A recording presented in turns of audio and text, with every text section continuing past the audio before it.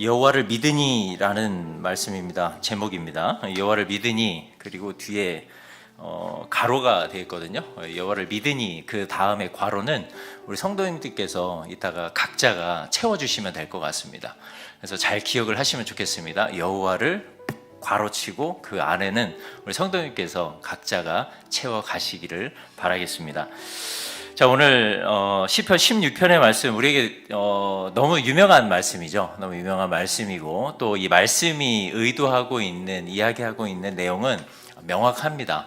명확한데 오늘 말씀을 통해서 하나님께서 우리에게 무엇을 또 깨닫게 하시고 은혜를 주실지를 우리가 말씀을 통해 함께 겸손한 마음으로 주의 말씀을 받을 수 있기를 소망합니다. 자, 모든 일이 다 잘 될 겁니다 라는 말이 있습니다. 이 말이 언제 시작되었는지는 잘 모릅니다. 하지만 이 말이 모든 사람들에게 보편적으로 쓰이게 된 유명한 책이 하나 있습니다. 그 책이 제목이 하나님 사랑의 계시라는 책입니다. 혹시 읽어보신 분 계신가요? 하나님 사랑의 계시? 아주 오래된 책입니다. 아주 오래된 책인데 이 노리지, 한국말로는 이제 노리지라고 하죠. 노리지의 이 줄리안. 근데 이제 뭐 여러 찾아보시면 뭐 노리치의 줄리안이라는 이 명도 있고 노리지의 줄리안이라는 이 명도 있는데, 이 노리치의 줄리안이라는 이 은수자라는가 있습니다. 은수자는 이제 쉽게 말하면은 이제 은둔해서 살아가는 이제 수도자였겠죠. 여인입니다. 이 여인이 하나님께로 받은 계시의 내용을 이 쓴 책이 하나님 사랑의 계시라는 책인데, 굉장히 오래된 책입니다. 왜냐하면은 이 노리치의 이 줄리안이라는 이 여인은 14세기 사람이었었기 때문에 훨씬 이제 오래된 14세기 여인이었었기 때문에 엄청 오래된 내용이겠죠. 그때에 받았던 내용들을 책으로 썼고, 그 책이 이제 한국말로도 번역이 되어 있는 이 은성 출판사에서 출판한 책이 있는데, 하나님께서 이 줄리안에게 주셨던 그 계시의 내용들이 너무나도 선명했었고, 또 제가 그런 어떤 계시를 아직 받아본 적이 없어서 그 계시를 완전히 믿느냐 안 믿느냐는 좀 나중 문제고, 하나님께서 그 계시 가운데 주셨던 그 역사를 이렇게 받아보면은 굉장히 성경적이었다라는 그런 감명을 받았던 적이 있습니다. 그래서 그 책에 보시면은 그런 내용들이 있는데, 제가 이 책을 크게 세 꼭지로다가 좀 정리를 해보면, 첫 번째는 이걸 이야기합니다. 하나님의 무조건적인 사랑에 근거한 자비. 그러니까 하나님께서 무조건적인 사랑을 우리에게 베풀어 주시는데, 그 사랑이 무엇으로 나타나냐? 자비로 나타난다라는 이야기를 합니다. 그래서 이 줄리안이 하나님을 어머니로 비유해서 쓴 내용들이 기록이 되어 있고, 두 번째는 죄와 이 구원에 대해서 쓴 이 내용들이 있는데, 그러니까 죄를, 인간이 굉장히 연약한 존재이기 때문에 죄를 짓는다. 그래서 우리는 하나님의 사랑이 필요하다. 그런데 그 하나님의 사랑이 인간의 그 죄를 초월하는 능력을 가지고 있다라는 이 내용을 말하고 있습니다. 그때 인간의 죄와 이 연약함, 그리고 구원에 대해서 이야기하면서 모든 것이 다 잘 될 것이다라는 이 말을 이제 남겼습니다.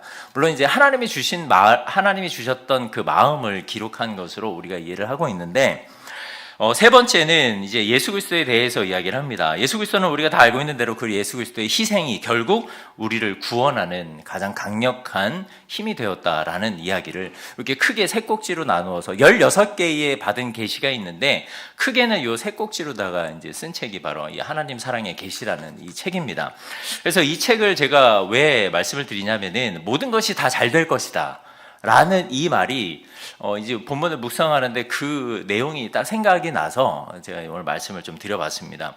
근데 이 내용 중에서 모든 일이 다 잘 될 것이다 라는 이 말이 우리 성도님께는 어떻게 들으시나요? 굉장히 이렇게 강력하게 다가오시나요? 아니면 뭐 그런가 보다 라고 다가오시나요? 전자입니까? 후자입니까? 전자세요? 후자세요? 전자세요? 강력하게 다가오시나요? 다 잘 되실 겁니다. 네. 다 잘 되시라 믿고요. 근데 이제 우리가 굉장히 이제 어려움이 있는데, 나의 어려움을 누군가에게 토로합니다. 그래서 도움을 요청합니다. 근데 도움을 요청했는데 그 듣는 사람이 괜찮아, 다 잘 될 거야 라는 이야기를 딱 들었을 때 기분은 어떠실 것 같으세요? 위로가 되시나요? 강력한 위로를 받으시나요? 어떠세요? 만약에 그러시면 이제 제가 그렇게 항상 위로를 해드리겠습니다.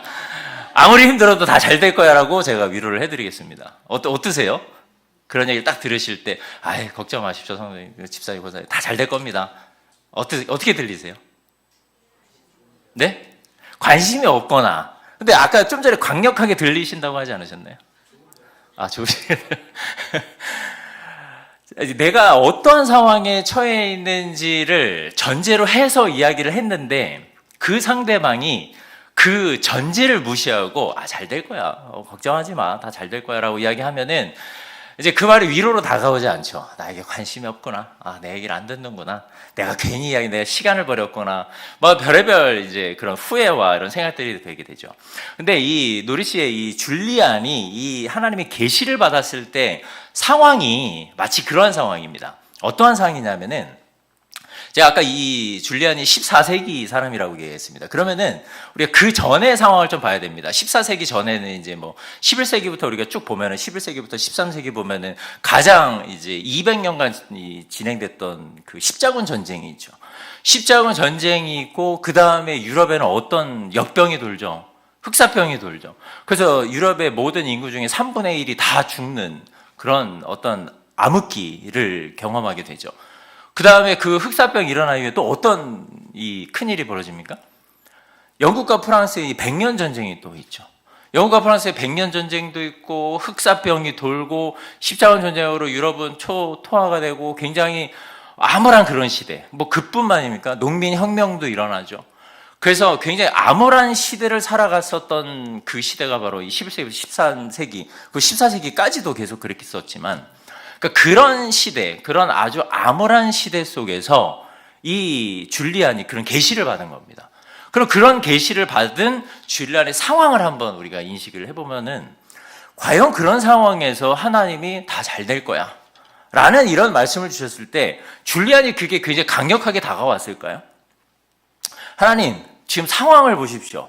내 옆에를 보고 내 뒤를 보고 내 주변을 한번, 이 나라, 이 세계를 한번 보십시오. 이게 잘 될 이 뭐 어떤 여지가 있습니까? 라는 마음이 먼저 들었을 것 같아요. 그러니까 노리 씨의 줄리안이 그 계시를 들었을 때는 그러한 상황이었습니다. 아무런 희망도 아무런 소망도 없는 그런 상황이었던 거죠. 그런 상황에서 이 줄리안이 이러한 하나님의 계시를 받습니다. 그런데 줄리안이 이것을 말할 수밖에 없었던 근거가 있습니다. 그런 상황에서도, 그러니까 역사적 상황이나 당시의 시대적 상황을 봐도, 경제적 상황을 봐도 당연히 잘 될 거를 기대할 수 없는 그런 상황인데도 불구하고 그가 하나님께 받은 이 계시, 다 잘 될 거야 라는 이 말을, 그리고 16개의 모든 계시들을 말하지 않을 수밖에 없었던 이유, 그 이유는 이 말씀을 하신 분이 바로 하나님이셨기 때문입니다. 자, 이게 굉장히 중요합니다. 하나님이 우리에게 주셨던, 줄리안에게 주셨던 그 말씀의 근거가 되시는 분이 하나님이시기 때문에 줄리안은 여러 상황들을 다 고려해도 말하지 아니할 수가 없었다라는 사실입니다. 오늘 우리가 읽은 이 시편 16편, 이 시편 16편의 내용도 보면은 약간 비슷합니다. 앞으로 잘 될 거야 라는 그런 믿음과 확신을 가지고 쓴 시로 우리가 이해할 수가 있을 것 같습니다. 다만 그 확신이 여호와를 믿는 믿음이 근거가 된다면 반드시 그렇게 이루어질 것이다라는 선언적인 메시지가 기록된 것이 바로 이 시편 16편의 말씀입니다. 그래서 오늘 본문은 믿음과 확신의 근거가 하나님, 예수님, 성령이 이 삼위일체 하나님일 때 반드시 이루어질 것이라는 그런 확신을 우리에게 심어주는 굉장히 중요한 그런 귀한 본문이라고 생각을 합니다. 그래서 오늘 말씀을 통해서 본문에 기록된 내용이 우리의 믿음의 고백이 되었으면 좋겠습니다. 오늘 기록된 이 시편 16편의 말씀이 나의 신앙의 고백, 내 믿음의 선포가 되는 그런 시간이 될 수 있기를 간절히 소망합니다. 그래서 제가 앞서 말씀드렸던 이 여호와를 믿으니, 그 다음에 괄호친 이 내용을 우리 성도님께서 채워 가시기를 바라겠습니다. 먼저 오늘 본문 이 시편 16편은 다윗이 쓴 시입니다. 다윗이 쓴 시로서 시편 16편의 표제는 다윗의 믹담이라고 되어 있죠. 성도님들 성경책 보시면은 그 표제가 다윗의 믹담이라는 것을 확인할 수가 있습니다. 그래서 우리는 일반적으로 이것을 황금시, 금언시라고 이야기를 합니다. 여기서 황금시와 금언시를 우리가 몇 가지 의미로 이해할 수 있는데, 첫 번째는 이 황금시와 금언시는 이제 돌판에 철필로 새기다라는 그런 의미로 우리가 이해를 할 수가 있을 것 같습니다. 그러니까 황금처럼 귀한 말씀을 마음판에 새긴다라는 그런 뜻으로 우리가 이해를 할 수 있고, 여기에는 또 한 가지가 있습니다. 이 아카드, 지금 사어가 됐지만 이 아카드어에 이 카타무라는 이 단어가 있습니다. 이 카타무라는 단어가 이 덮다, 대속하다라는 그런 뜻입니다. 그래서 이 시편 16편을 예수님의 부활의 시로 우리가 이해를 하고 있는 것이죠. 그래서 이 카타무에서 유래되어서 대속의 시로도 우리가 이해를 할 수 있습니다. 그 외에도 다윗이 쓴 시였기 때문에 어떤 다윗의 겸손함, 그리고 다윗의 믿음, 그리고 다윗의 흠이 없었던 때를 우리가 기억하라라는 의미로서 이 다윗의 믹담을 그런 의미로, 그래서 다윗이 침묵 속에서 하나님께 고백했었던 그런 신앙의 내용, 그리고 그 다윗의 어떤 믿음을 기록한 것이 바로 이 믹담이라는 것으로 우리가 이해를 할 수 있습니다. 그래서 다윗의 믹담이라는 시는, 이 16편 말씀은 다윗이 하나님께로부터 받은 말씀, 그리고 그것을 마음을 하나님 자신의 마음에 새기는 것뿐만 아니라 그것을 고백함으로 인해서 기록에 남기고, 그리고 그것이 훗날 이제 후대에게 전해지기를 원하는 마음으로 쓰여진 시가 바로 이 시편 16편이라고 이해를 하시면 되겠습니다. 그래서 이런 의도를 가지고 이 다윗이 이 시를 썼습니다. 그래서 이 다윗이 이 시를 썼는데, 그럼 다윗이 이 시를 썼을 때의 상황을 우리가 좀 살펴볼 필요가 있겠습니다.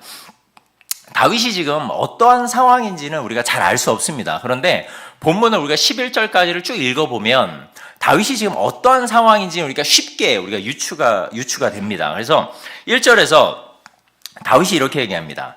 하나님이여 나를 지켜주소서, 내가 주께 피하나이다. 이 말씀만으로도 지금 다윗이 어떤 상황처럼 여겨지시나요? 굉장히 지금 급박한 상황, 뭔가 하나님께 받고 싶은 도움이 되게 절실해 보이는 그런 상황처럼 이제 여겨지게 됩니다. 그래서 우리가 이해할 수 있는 건, 다윗은 지금 자신의 힘으로 자신 앞에 놓여진 이 상황을 해결할 수 없는 상황에 맞닥뜨리게 된 겁니다. 그래서 하나님께 도움을 구하고 있는 것이죠. 그리고 여기서 특징이 있다면, 다윗이 하나님께 도움을 요청하는데 하나님이여 나를 지켜주소서라고 말한 다음에 내가 주께 피하나이다 라는 고백을 합니다. 우리가 실제로 그렇습니다. 나의 생명이든 어떤 내가 가지고 있는 나의 재산이든 어떤 것과 상관없이, 그러니까 무엇이든 간에 그것이 내가 감당할 수 없는 어떤 상황 앞에 딱 놓였을 때에, 그러니까 내 재물을 내가 지킬 수 없고 나의 생명 또한 내가 지킬 수 없는 그런 상황에 놓여졌을 때에, 우리가 누군가에게 도움을 요청할 때는 그 사람에 대한 절대적 신뢰가 있어야만 도움을 요청할 수 있지 않을까요? 그렇죠. 예를 들어 생명의 위협을 느꼈습니다. 그러면 우리는 누구에게 도움을 요청해야 됩니까? 어려운 내용인가요? 어렵나요? 어떻게 해야 되죠? 여기 빨리 눌러야죠. 112 경찰 불러야죠. 우리는 무의식적으로라도 알고 있죠. 경찰이 나의 생명을 도와줄 거라는 거. 근데 요즘은 이제 조심해야죠. 그죠? 이제 늦어질 수도 있으니까 이제 각자 도생해야 될 수 있는 그런 상황이 될 수도 있는데, 나의 생명의 위협을 느낄 때는 가장 내가 믿고 있는, 그리고 나를 지켜줄 거라고 검증된 그 경찰을 의지하죠. 그러면 나의 재산입니다. 나의 재산을 이제 지켜야 되는 상황이 됩니다. 혹은 아니면은 나의 재산이 지금 이제 굉장히 위험한 상황, 이것을 다 잃을 것 같은 상황이 됐습니다. 그럼 누구에게 도움을 요청해야 됩니까? 은행. 그 은행도 아무나 도와주진 않는 것 같아요. 그래서 돈이 많은 사람일 수 있겠지만 나에게 확실한 도움을 줄 수 있는 누군가겠죠. 그러니까 내가 위험한 이 상황에서 나를 실제적으로 도와줄 수 있는 사람, 그래서 내가 신뢰할 수 있는 사람에게 이제 도움을 요청하는 거겠죠. 성도님들 저를 신뢰하시나요? 저도 성도님들 신뢰합니다. 그럼 제가 성도님들께 찾아가서 돈을 빌려달라고 하면 이제 빌려주시겠습니까? 빌려주시면 안 되죠. 저를 어떻게. 그러니까 그런 거죠. 그러니까 돈이라는 거, 재물이라는 거, 나의 생명이라는 거, 내가 신뢰하는 분명한 그런 신뢰도가 아주 높은 사람에게만 이런 부탁을 할 수 있는 건데, 지금 다윗이 어떠한 어려운 상황인지 모르겠지만 그는 하나님께 피한다라고 이야기합니다. 그럼 나의 생명이든 나의 재산이든 나의 가족이든 내가 겪고 있는 이 어려움에서 나를 도와줄 수 있는 분은 하나님밖에 없습니다라는 고백이 이 한 구절에 다 담겨져 있는 것입니다. 그럼 다윗의 믿음은 지금 어떠한 믿음입니까? 우리는 이제 쉽게 정의 내릴 수가 있겠죠. 다윗의 믿음은 이러한 믿음이구나.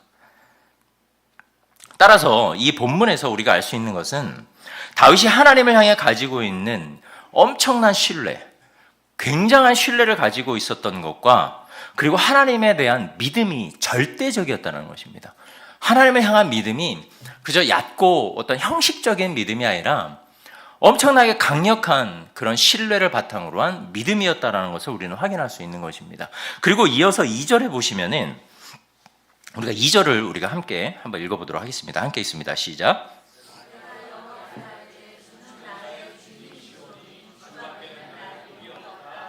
아멘. 자, 여기서 보시면은 다윗이 주는 나의 주님이시오니라는 말을 합니다. 주는 나의 주이십니다라는 이 말이 이제 우리가 쉽게 알고 있는 단어입니다. 아도나이죠. 자, 이 아도나이라는 단어는 어떻게 우리가 이해를 해야 되냐면은 하나님의 여호와라는 이름이 가지고 있는 그 고결함, 그 권위는 굉장했습니다. 그런데 아도나이라는 단어는 이 말은 언제부터 이스라엘 백성들이 썼냐면은 포로기 때부터 이 말을 사용했었습니다. 하나님의 백성인 신분에서 하나님을 부르는 말은 여호와를 부를 수 있습니다. 그런데 포로기 때에 바벨론 포로기 때에 바벨론에서 하나님의 이름을 부르는 것이 그들의 입장에서는 가당치가 않았던 거죠.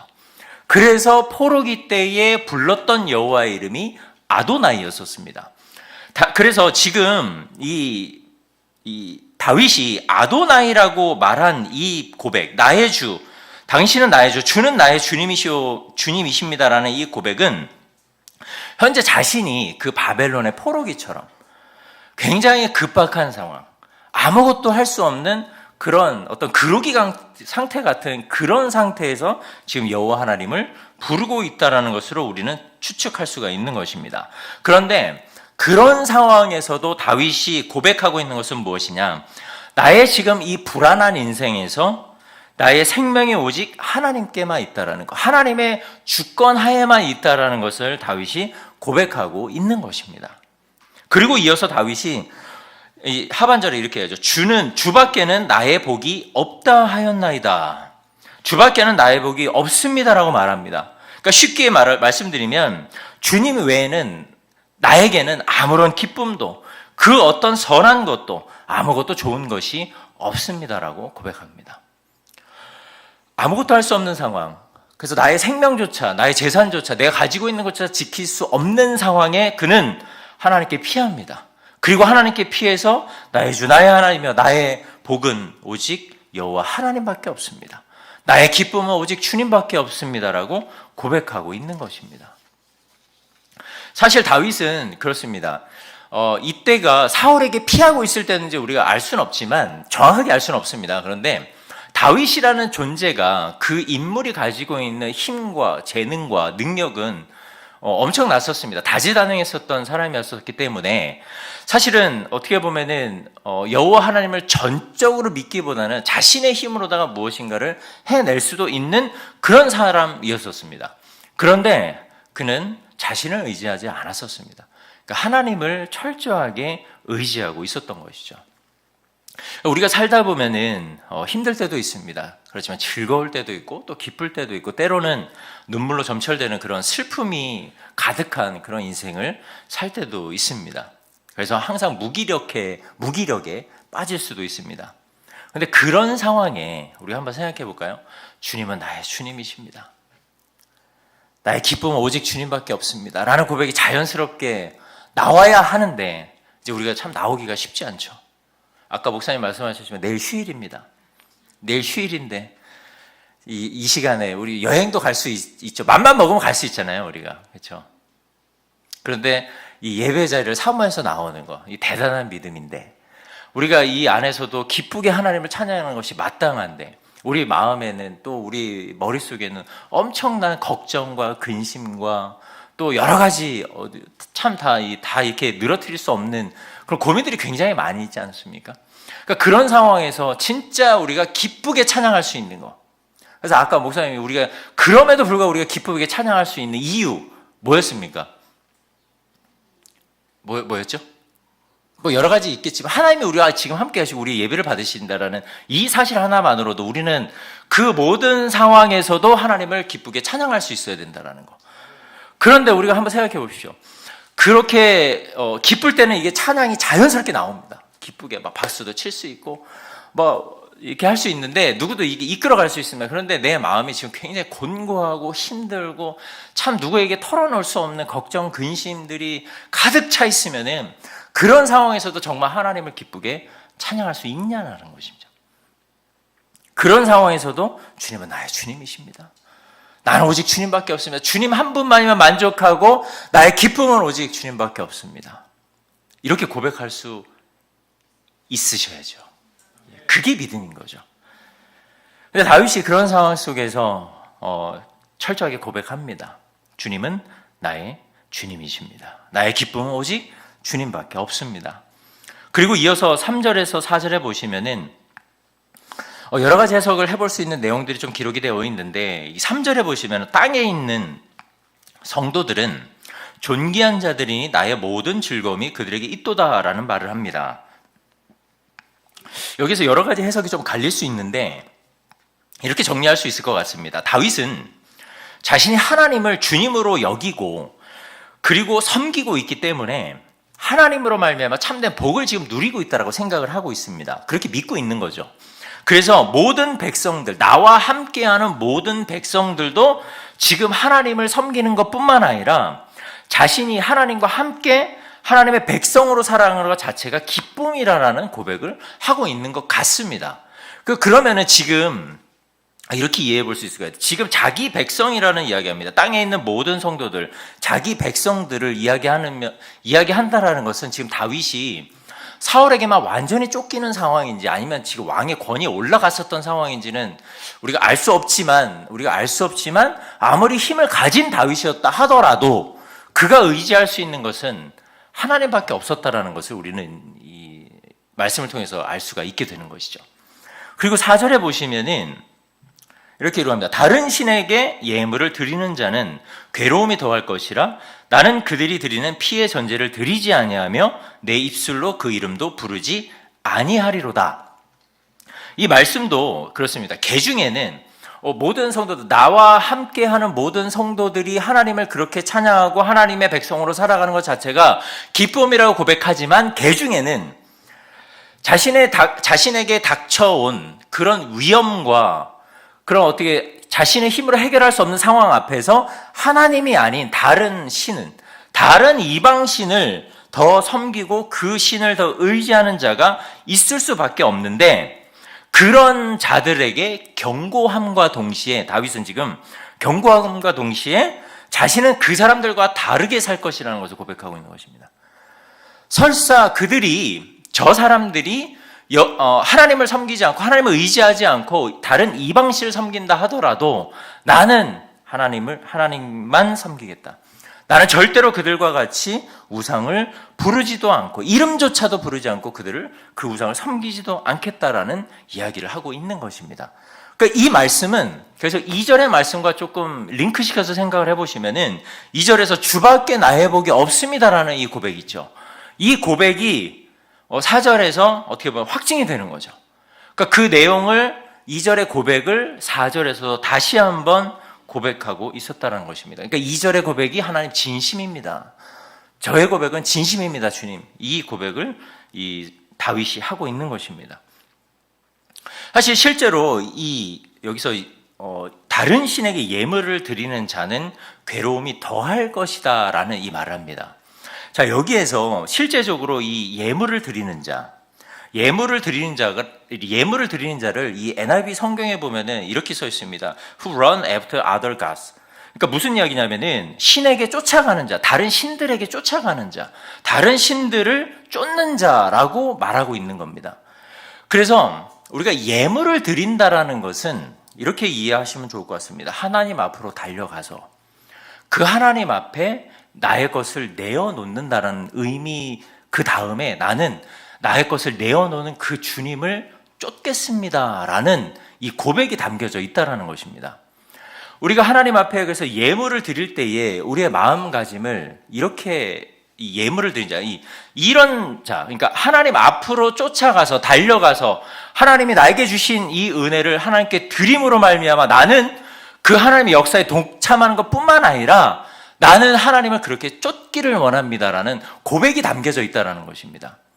그러니까 나의 주머니에서 나온 그 헌금은, 그 예물은 하나님께 그저 감사의 의미가 아니라 이제는 그 감사의 의미 이후에, 그러니까 그거를 뛰어넘어서 감사합니다 주님, 그리고 내가 하나님의 일에 동참하게 해주셔서 감사합니다, 그래서 나는 주님을 쫓을 겁니다 라는 이 고백이 담겨져 있다는 것입니다.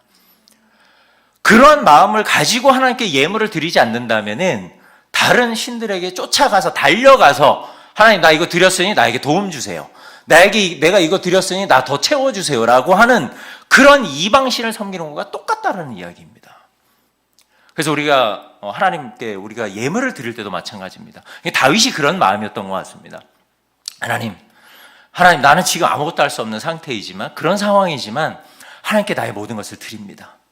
그리고 절대로 나는 저 우상 숭배자들처럼 그런 우상에게 쫓아가서 달려가서 그에게 내 전제를, 내 예물을 드리지 않겠습니다. 나는 오직 하나님께만 달려가고 하나님께만 예물을 드림으로 말미암아 하나님만을 쫓으며 살겠습니다. 그것이 내가 가장 안정감을 누리는 길이고 그것이 하나님의 도우심을 받는 유일한 길입니다라는 것을 다윗이 고백하고 있는 것입니다. 사랑하는 성도 여러분, 그렇다면 우리는 누구에게 예물을 드리는 자입니까? 우리는 누구에게 예물을 드리는 자입니까? 우리는 누구에게 예물을 드립니까? 우리는 하나님께 예물을 드리는 자입니다. 우리가 하나님께 예물을 드린다라는 것은, 그래서 우리는 하나님만을 쫓겠습니다라는 고백을 하는 겁니다. 여기서 쫓는다는 어떤 의미일까요? 막 하나님 도망가시는데 막 잡는 겁니까? 아니죠. 하나님을 쫓는 거, 하나님을 이렇게 하나님이 말씀하신 그 말씀대로 그것을 쫓으며 사는 거, 그걸 순종하는 거겠죠. 그리고 하나님이 명령하신 대로 그 명령을 따르는 삶, 하나님이 말씀하신 그 명령, 그 어떤 섭리대로 살아가는 인생, 그러니까 하나님을 펄스윙하는 그런 인생을 살겠습니다라는 고백을 담고 있는 것입니다. 우리의 예물을 하나님께 드리는 것, 그래서 그것은 나의 인생이 이제 나의 인생이 하나님의 것이기 때문에 당연히 드립니다. 그 고백을 담고 있다는 것을 우리가 꼭 기억을 했으면 좋겠습니다. 그리고 이어지는 5절에서 6절에 보시면은 우리 5절 6절을 같이 한번 합독하도록 하겠습니다. 우리 5절 6절 같이 읽습니다. 시작. 여호와는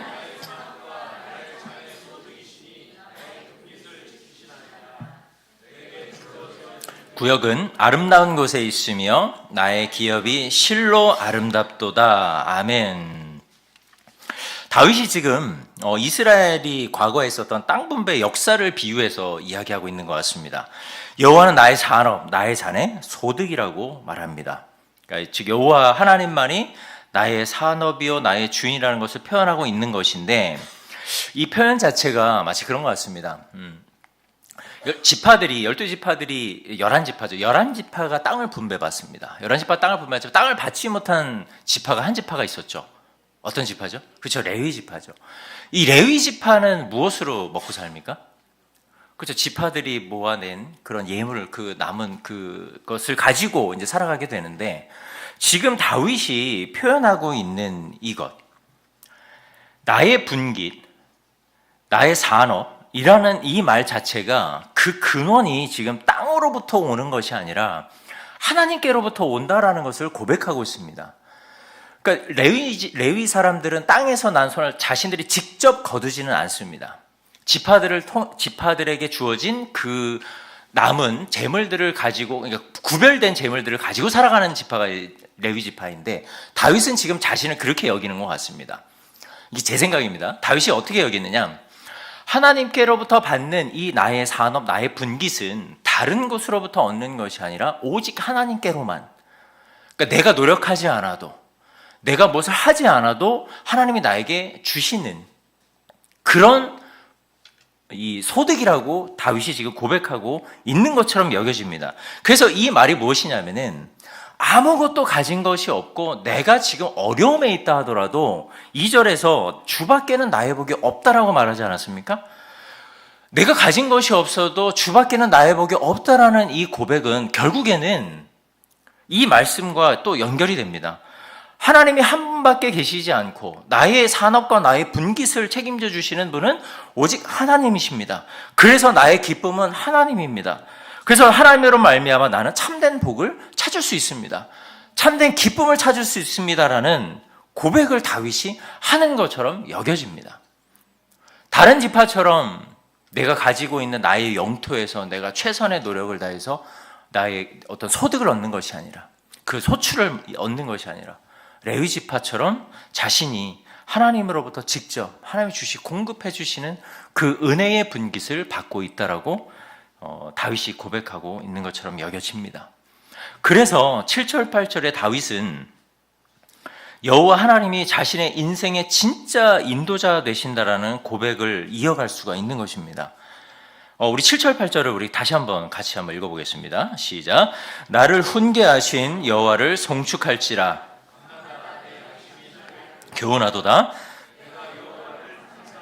배모시며 그가 나의 오른쪽에 계심으로 흔들리지 아니하리로다. 아멘. 훈계하신다라고 이야기합니다. 나를 훈계하신 여호와. 여기서 훈계하다라는 말은 야하츠라는 이 히브리어 단어인데 이 야하츠라는 이 말은 현재의 나의 삶 그리고 미래의 나의 삶을 어떻게 살아갈지에 대한 그 방법을 하나님께서 가르쳐 주신다라는 것을 뜻합니다. 그런데 하나님께서는 이 야하츠라는 말에는 하나님께서 가르쳐 주시는 것뿐만 아니라 하나님은 다윗을 향해서 세밀한 계획을 가지고 계시고 그 계획과 함께 하신다라는 이 말씀, 그 뜻이 그러니까 하나님께서 다윗을 향해서 어떻게 너의 인생을 이끌어 갈 것이야 라는 것을 다윗에게 알려줌과 동시에 그 일을 실행할 것이다 라는 이 뜻이 담겨져 있는 것이 야하츠라는 단어입니다. 그러니까 다윗은 하나님, 주님은 나를 훈계하시는데 주님은 내가 어떻게 살아갈지, 내가 어떻게 이것을 피할지를 알려주시는 것뿐만 아니라 주님이 지금 나와 그 길을 함께 가고 계시죠 라는 그것을 믿습니다. 이 고백을 하고 있는 것입니다. 그래서 이 야하츠라는 단어가 굉장히 우리에게 은혜가 큽니다. 하나님이 우리에게 어떠한 기도에 응답을 주셨습니다. 그런데 그 기도의 응답에 너 이제 그렇게 하렴, 너 그렇게 이제 시작해, 그것을 진행해, 이런 뜻을 넘어서 하나님은 그 뜻에서 내가 너와 지금 함께하고 있다라는 것을 알려준다라는 것입니다. 그러니까 하나님이 우리에게 응답하셨지만 그 응답이 이제 내가 이루어가는 게 아니죠. 처음부터 끝까지 하나님이 이루어 가신다라는 고백을 하는 것입니다. 그래서 따라서 다윗은 8절에서 그런 여호와를 항상 내 앞에 모시고 살아감으로 말미암아 뭐라고 이야기합니까? 나는 뭐라고 이야기합니까? 흔들리지 아니하리로다. 흔들릴 수가 없죠. 그런 하나님이 함께 하시는데 어떻게 흔들릴 수가 있겠습니까? 여호와 하나님을 항상 내 앞에 모시고 살아감으로 말미암아 하나님을 가까이 모시고 하나님을 쫓음으로 말미암아 하나님의 음성에 귀 기울이고 하나님이 나와 동행하심을 느끼면서 살아가기 때문에 나는 절대로 흔들리지 않습니다. 하나님, 나는 절대로 흔들릴 수가 없습니다라는 고백을 다윗이 하고 있는 것입니다. 결국 다윗은 이런 고백을 통해 자신이 마주하고 있는 그 모든 위험과 두려움에서 요동하지 않을 것이라는 믿음의 선언을 할 수 있었던 것입니다. 그러므로 다윗은 9절에서 11절입니다. 다시 한번 확신에 찬 기쁨으로 하나님을 찬양할 수 있게 되는 것입니다. 우리 9절에서 11절을 우리 한 번 더 같이 읽어보도록 하겠습니다. 시작. 이러므로 나의 마음이 기쁘고 나의 영도 즐거워하며 내 육체도 안전히 살리니 이는 주께서 내 영혼을 소홀히 버리지 아니하시며 주의 거룩한 자를 멸망시키지 않을 것임이니이다. 주께서 생명의 길을 내게 보이시리니 주의 앞에는 충만한 기쁨이 있고 주의 오른쪽에는 영원한 즐거움이 있나이다. 아멘. 여호와를 쫓고 여호와 하나님 앞에서 살아감으로 말미암아 자신의 마음과 영혼이 기뻐한다라는 것입니다. 그런데 그뿐만 아니라 자신의 육체도 안전하게 살 것이라는 것을 고백합니다. 특히 여기에서 다윗이 지금 언급한 마음, 영, 육체, 이 모든 것이 다 즐거워한다라고 표현하죠. 그러니까 다윗은 지금 하나님이 나와 함께 하심으로 말미암아 내가 하나님과 함께 있기 때문에 안전함을 전인적으로 느끼고 있다는 것입니다.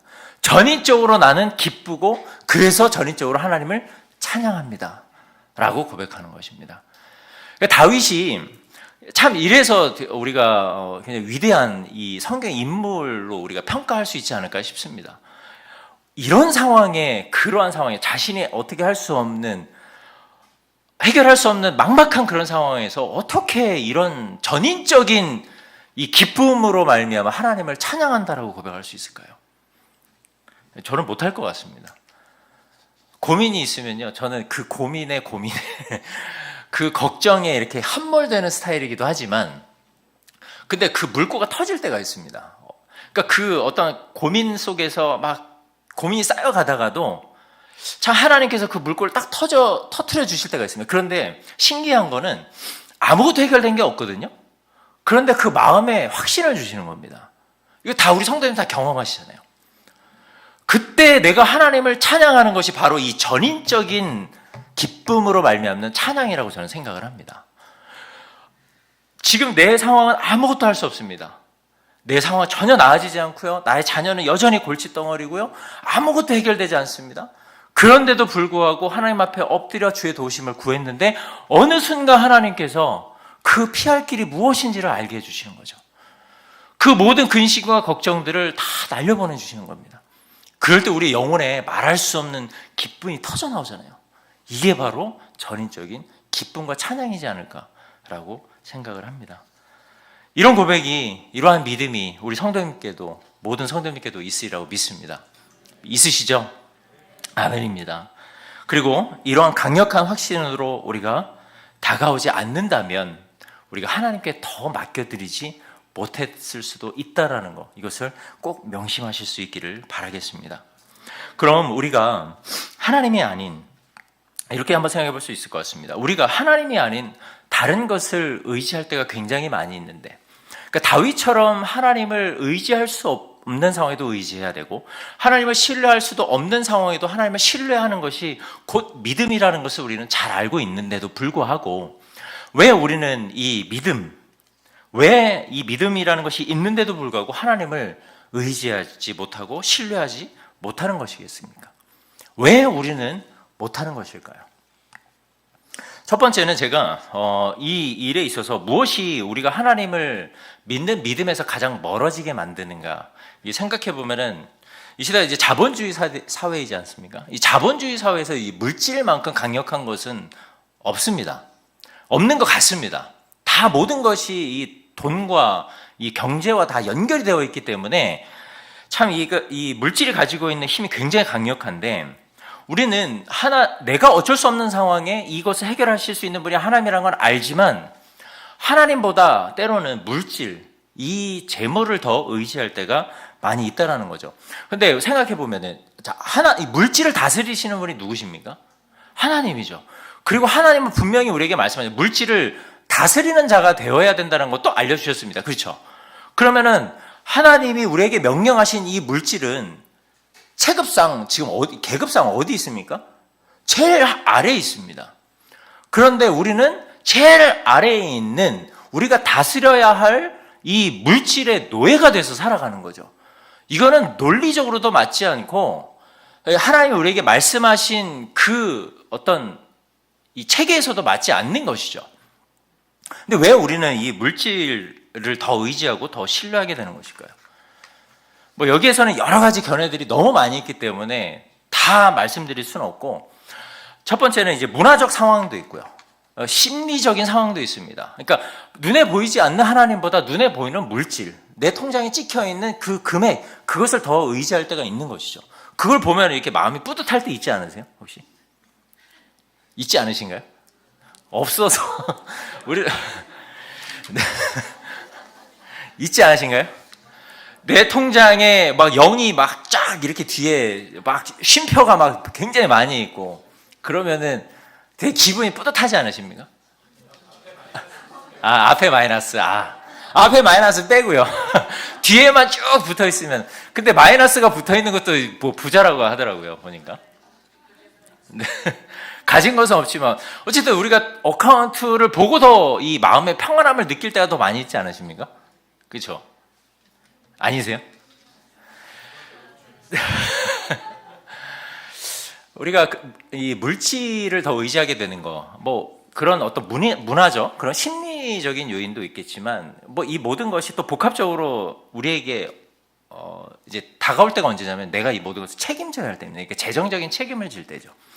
이제 자녀도 책임져야 되고 또 부모님도 책임져야 되고 내가 누군가를 또 도와줘야 되는 그런 상황이 될 때에 참 이 내가 책임감 때문에 이 물질 다스려야 되는데도 불구하고 이 다스리지 못할 때가 굉장히 많이 있죠. 그래서 물질에 끌려가거나 이 재물의 노예가 될 때도 많이 있고, 또 하나는 이런 것 같습니다. 우리가 물질 때문에 우리의 욕구를 채워줄 수 있는 것이 바로 물질밖에 없다라고 생각하는 것이죠. 내가 얼마를 벌면 이것만 딱 있으면 무엇을 할 수 있는데라는, 그러니까 채워지지 않는 욕구를 채울 수 있는 유일한 게 바로 이 물질이라고 여기는 거죠. 근데 뭐 그 외에도 수백 수천 가지가 있을 수 있습니다. 그런데도 불구하고 이 모든 것이 우리에게 작용돼서 왔을 때 우리의 믿음은 굉장히 큰 타격을 입게 되는 겁니다. 그러니까 하나님보다 물질을 더 높이 평가하고 그 물질을 더 믿고 의지하는 거죠. 우리는 아니라고 생각하지만, 우리는 그것이 틀렸다라는 것도 알지만 우리의 마음이 그렇게 끌려갑니다. 끌려가다 보니까 하나님보다 물질을 더 의지하게 되고, 그 물질 때문에 관계가 깨지고, 그 물질 때문에 하나님도 뭐 부인하진 않지만 하나님께 원망을 쏟아낼 때도 굉장히 많이 있는 것이죠. 이러한 요인들이 우리의 삶에 복합적으로 나타날 때 이제 우리는 우리의 믿음이 흔들리게 되는 거죠. 그러니까 하나님을 절대적으로 신뢰하고 절대적으로 믿어야 되는데 그것을 못한다는 겁니다. 물질 외에도 여러 가지가 있습니다. 여러 가지 것들은 우리의 믿음을 흔들리게 합니다. 그리고 하나님을 신뢰하지 못하게 만듭니다. 그런데 우리의 신앙의 본질, 신앙의 근본, 이 본질을 이야기한다면 하나님만을 전적으로 믿고 신뢰하는 것이 신앙의 본질 아니겠습니까? 그것이 신앙의 본질이고, 하나님을 의지하고 전적으로 믿기 때문에 하나님의 말씀에 순종하는 것, 그것이 어떻게 보면 우리의 믿음의 본질이라고 할 수 있는데, 이게 총체적으로 다 흔들리게 되는 거죠. 그래서 우리가 하나님을 믿지 않고 하나님을 의지하지 않는다라는 것은 우리의 믿음이 그렇게 총체적인 난국이구나, 총체적으로 지금 부실한 상태구나라는 것을 반증해주고 있는 그런 일이라고 생각을 합니다. 그래서 사랑하는 성도 여러분, 우리의 인생이 그렇습니다. 늘 평안하고 늘 기쁘고 아무런 걱정이 없으면 내가 하나님을 더 잘 믿을 수 있을 것 같습니다. 늘 하나님을 기쁘게 찬양할 수 있고요, 늘 하나님께 정말 감사하는 인생을 매일매일 살아갈 수 있을 것 같습니다. 그런데 우리 인생이 그렇습니까? 그렇지 않죠. 우리 인생이 참 그랬으면 너무 좋겠는데 그렇지 않은 것 같습니다. 오늘이 불안하고 내일이 불안하고 내년이 또 불안하고 앞날이 하루하루가 다 근심과 걱정, 불안함 속에 우리는 살아가게 됩니다. 그렇게 우리의 인생이 우리의 바람대로 흘러가지만은 않는 것 같습니다. 그러다 보니까 우리의 인생에서 아까 제가 말씀드렸던 서두에 말씀드렸죠. 다 잘 될 거야. 다 잘 될 거야 라는 말이 잘 다 와닿지가 않는 거죠. 내가 하나님을 믿지만 하나님이 우리에게 오늘 본문 말씀 외에도 여러 말씀들이 있습니다. 걱정하지 마, 염려하지 말고 다 모든 것이 다 잘 될 거라고 말씀하시지만, 다 모든 것이 하나님의 뜻대로 이루어질 거라고 우리에게 말씀해 주셨지만, 우리가 그 확신을 가지고 있지만 이 말이 우리에게 강력하게 다가오지 않는다는 것입니다. 그래서 우리가 잘 될 거야 라는 이 말을 혼자 확언의 말로 내 자신을 다스릴 때도 있고요, 다시 한번 이 말을 함으로 인해서 이 자신을 되낼 때도 있습니다. 그런데 이 말은 언제 강력한 힘을 발휘하느냐? 우리가 하나님을 믿을 때입니다. 그러니까 우리가 하나님을 전적으로 믿고 전적으로 신뢰할 때만 모든 것이 다 잘 될 거야.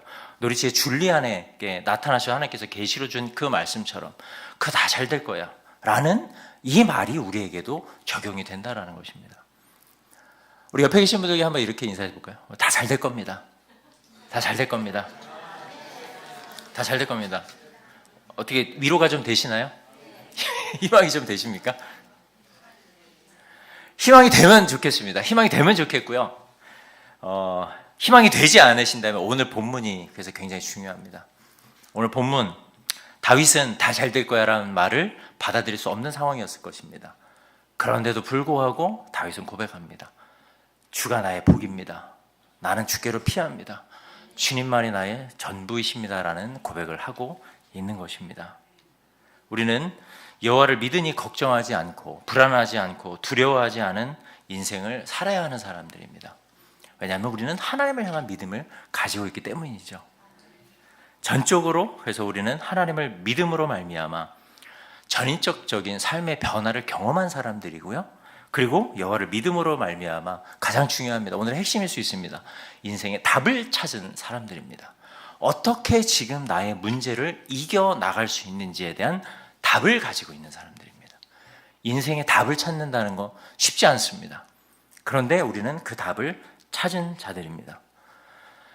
주님께서는 이것을 우리에게 깨닫게 해주시기 위해서 이 땅에 오신 것입니다. 하나님께서는 그 깨달음의 길을 하시게 하시기 위해서 예수 그리스도를 이 땅에 보내주신 것입니다. 그 영생의 길을 그래서 우리에게 걸어가게끔 하신 것입니다. 그 길은요 굉장히 좁습니다. 굉장히 협착하고요, 굉장히 위험하고요, 굉장히 고난한 길입니다. 그런데도 주님은 그것을 우리에게 생명의 길이라고 말씀해 주셨습니다. 그런데 중요합니다. 주님은 그 생명의 길을 우리만 가라고 하지 않으셨습니다. 야츠, 주님이 우리와 함께하고 계신다는 것입니다. 그 위험하고 협착하고 그 고난과 불안함의 연속인 그 길에 주님은 나 따라와, 너 가, 이게 아니라 나와 함께하고 계신다는 것입니다. 이것을 깨닫게 하시기 위해서 하나님은 임마누엘의 하나님으로 우리에게 오신 것입니다. 예수 그리스도로 말미암아 그것이 또 성취된 것입니다.